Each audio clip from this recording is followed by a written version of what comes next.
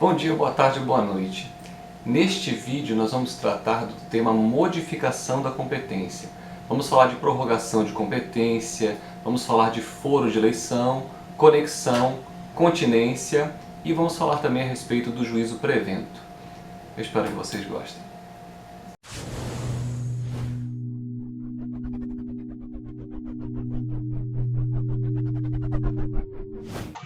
Muito que bem, meus letos.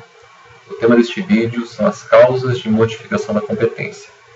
Vamos fazer aqui algumas observações importantes com relação a este tema. Então, dentre as causas de modificação de competência, a primeira que nós veremos é a prorrogação de competência, segundo o artigo 65 do Código de Processo Civil. O artigo 65 determina que prorrogar-se-á competência relativa. É o mesmo que dizer aquele juízo que não era competente, ele passa a ser.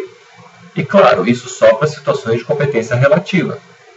Então, pelas regras previstas no Código de Processo Civil sobre competência territorial, por exemplo, pode ser que a ação seja proposta perante outro juízo, que a princípio não era um juízo competente para julgar a causa. Mas basta que o réu não alegue a incompetência em preliminar na contestação, que o juízo que não era competente passa a ser. É isso que significa a expressão prorrogação de competência. Se o réu, no momento oportuno, na contestação, ele alega a incompetência, provavelmente a incompetência vai ser reconhecida e os autos seriam remetidos para o juízo competente. Mas se ele silencia, há preclusão e o juízo passa a ser competente. Veja que o parágrafo único também permite que o Ministério Público alegue a incompetência relativa nas causas em que atuar. Então, obviamente que não só como parte, mas também como fiscal da ordem jurídica, conforme determina o artigo 178 do Código de Processo Civil. O Ministério Público será intimado para, no prazo de 30 dias, intervir como fiscal da ordem jurídica. Quem estudou o processo civil a partir do Código Revogado está acostumado a chamar o Ministério Público nessas situações de fiscal da lei. Não mais. Essa é uma característica do pensamento jurídico contemporâneo.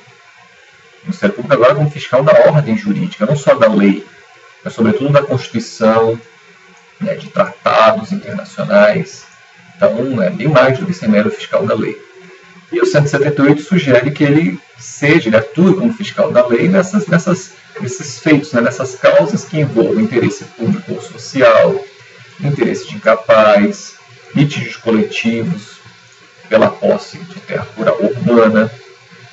Então, o Ministério Público nessas situações ele não é parte, ele é fiscal da ordem jurídica e, conforme o artigo 65, parágrafo único, cabe a ele também alegar, se for o caso, a incompetência. Não tendo nem o réu, nem o Ministério Público falado a respeito de incompetência, não tendo o juiz também, se for o caso, aplicado aquele parágrafo do artigo 63, que permite que ele de ofício decline incompetência se ele verificar uma abusividade da cláusula do foro de eleição, que a gente vai falar de foro de eleição em seguida, também haverá prorrogação de competência. E o juiz tem que fazer isso até a citação. Se houver citação, o juiz já não pode fazer mais. Isso seria uma hipótese de preclusão para o magistrado. A gente está acostumado a pensar em preclusão só para a parte, mas para o magistrado também pode ocorrer.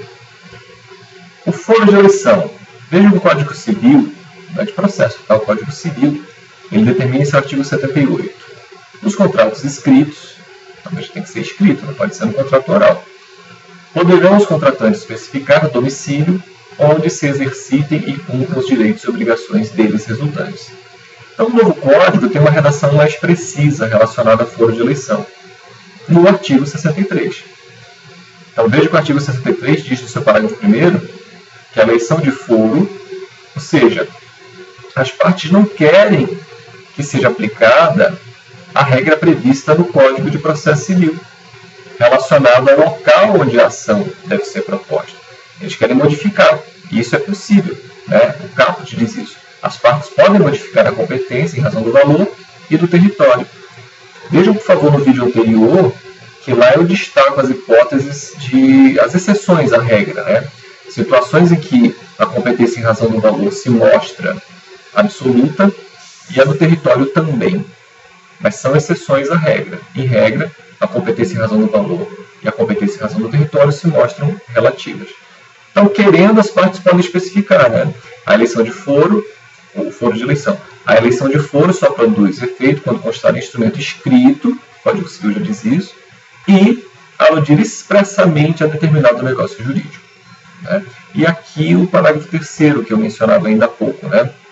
A respeito daquela situação que o juiz poderia declinar de ofício se verificar uma abusividade nessa cláusula de foro de eleição. Eu já falei a respeito disso num vídeo anterior. Né? Então vejam, duas hipóteses em que pode haver modificação da competência. A primeira é que nós vimos a prorrogação de competência, artigo 65, vai se dar por conta da inércia do réu e do Ministério Público, e também do juiz, por que não? Porque ele pode deixar de aplicar esse parágrafo 3º, se ele não passa, que ele não faça isso antes da citação, ele não poderá fazer mais. Então haverá prorrogação da competência. Outra hipótese é a eleição de foro. As partes, no contrato escrito, estabelecem expressamente que qualquer questão relativa ao contrato será dirimida num determinado foro. É claro que isso só vai ser feito se eles forem especificar um foro diverso daquele que determina o Código de Processo Civil. Uma observação importante com relação a esse tema, a esse ponto, é que essa cláusula de foro de eleição, ela não é incompatível com a cláusula compromissória prevista na Lei 9.307.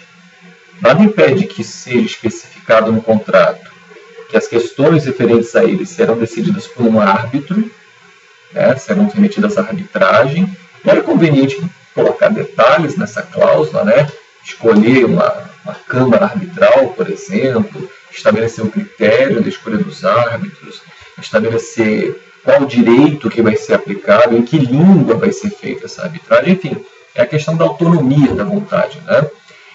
Então eles podem especificar isso no contrato e também estabelecer o foro de eleição.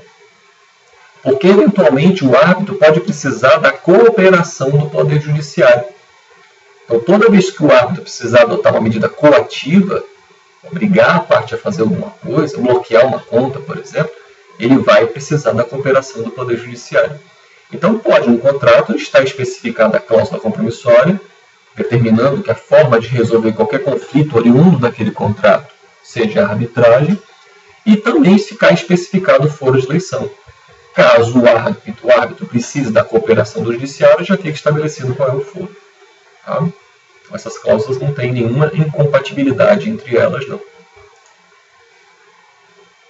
Outra hipótese, a mais lembrada, inclusive, com relação à modificação da competência, é mais comum, ao se tratar de modificação da competência, se falar de conexão e continência.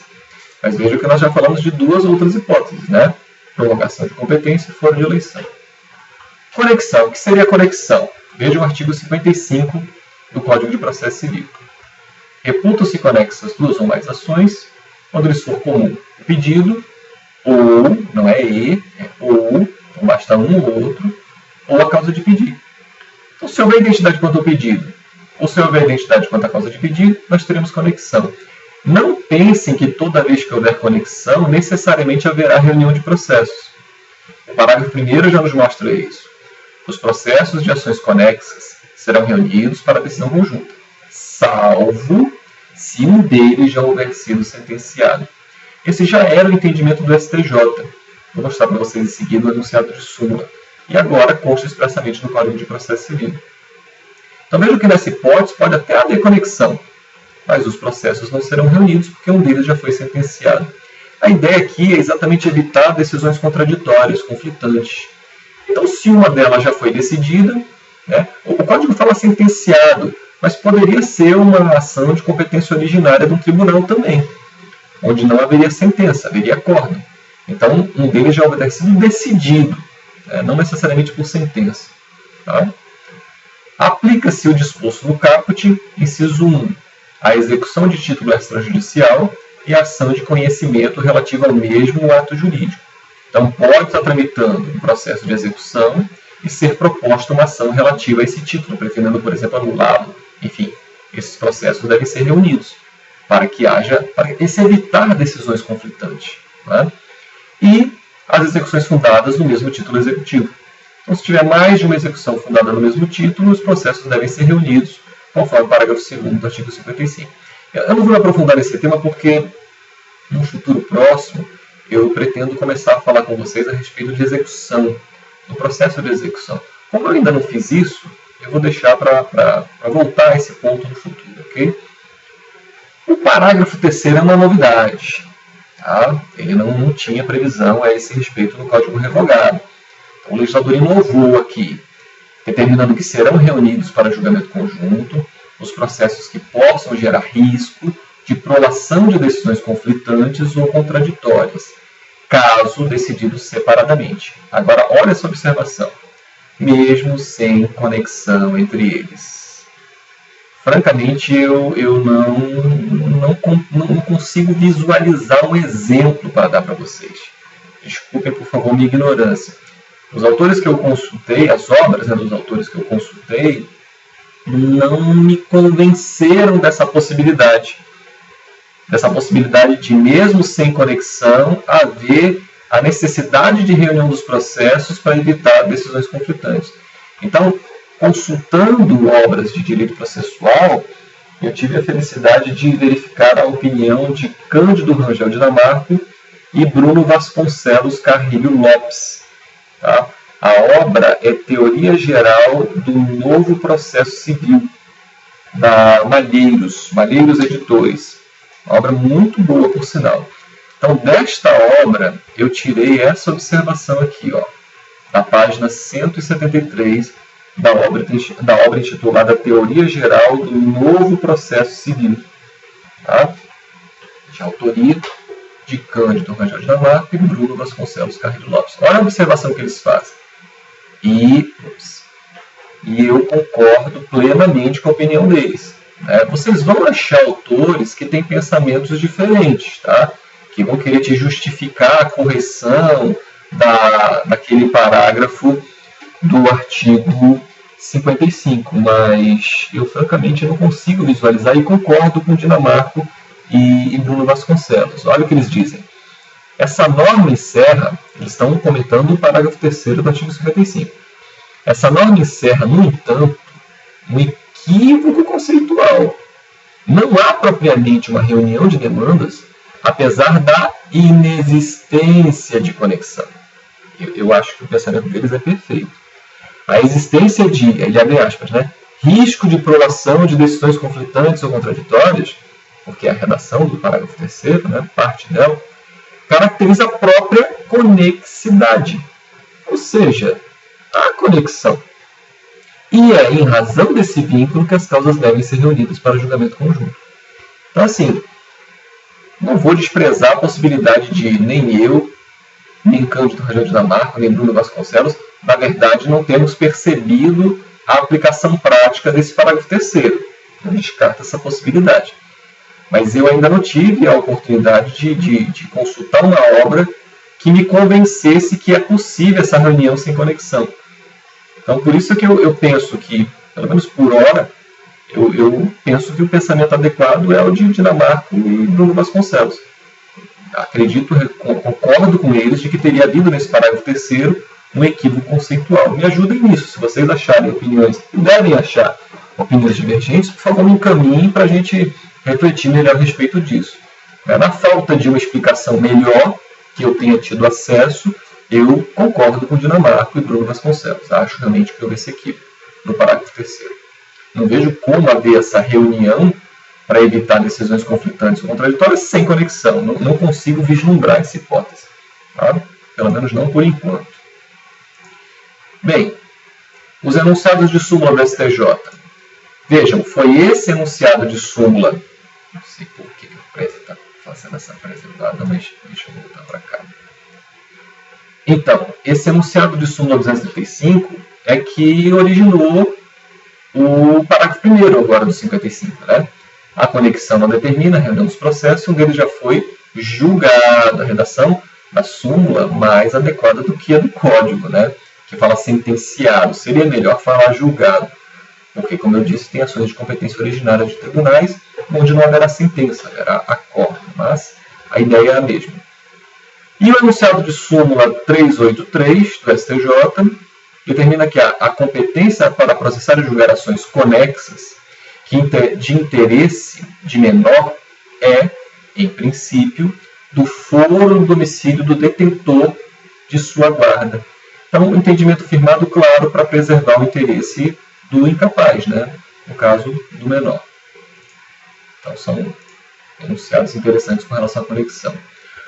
No Fórum Permanente de Processualistas Civis, o enunciado 237, ele sugere que esse rol do parágrafo 2º do 55 seja meramente exemplificativo, ou seja, poderá ser ampliado, né? É a opinião do Fórum Permanente de Processualistas Civis. Continência. Continência no Código Revogado, ela não faria a menor falta. Se tirassem a continência do Código de 73, a conexão resolveria todas as situações. Bastava a conexão. Agora, no novo código, eu francamente imaginei que fossem tirar a continência. Achei que a continência não seria mantida no novo código. Mas não só mantiveram, como deram a ela agora uma utilidade prática. Veja o que dizem os artigos 56 e 57. Dá-se a continência entre duas ou mais ações quando houver identidade quanto às partes, então veja, diferente da conexão, que não exige essa identidade, né? Quanto às partes e, não é ou, então tem que ser os dois, identidade de partes e a causa de pedir. E essa observação é mais importante. Ó. Mas o pedido de uma dessas ações, por ser mais amplo, abrange o das demais. Então imagine que em uma demanda se discute a propriedade de uma cabeça de gado. E na outra se disputa a propriedade de toda a boiada. Tá? Um exemplo bem simplório para que vocês compreendam bem. Então, o pedido de uma das ações é mais amplo, engloba as demais. Né? E vejam, agora o artigo 57 traz uma finalidade de ordem prática para a continência. Né? Não é como o Código Revogado, que ela não faria a menor falta no Código de 73. Então, diz o 57. Quando houver continência, duas ou mais causas que tenham as mesmas partes, a mesma causa de pedir, mas o pedido de uma das ações é mais amplo e abrange das demais. Então, quando houver continência, e a ação continente, ou seja, a ação que tem o pedido mais amplo, continente, lembre da extensão do continente americano, por exemplo, a ação que tem um objeto maior. Quando houver continência e a ação continente tiver sido proposta anteriormente, no processo relativo à ação contida, que tem o pedido menor, será proferida a sentença sem resolução de mérito. Isso é o que alguns autores estão chamando de litispendência parcial. Aliás, façamos um parêntese aqui nesse ponto. Notem que quando a conexão é continência, nós temos ações parecidas, mas não são ações idênticas. Para nós termos ações idênticas, elas têm que ter as mesmas partes, o mesmo pedido e a mesma causa de pedido. Tá? Então, e nessas situações, o que nós teremos é a extinção do processo sem resolução de mérito. Tá? Vejam a respeito disso a redação dos parágrafos do artigo 337 do novo Código de Processo Civil. Tá? Então, não confundam. Causas idênticas só vai ser julgada a que foi proposta primeiro.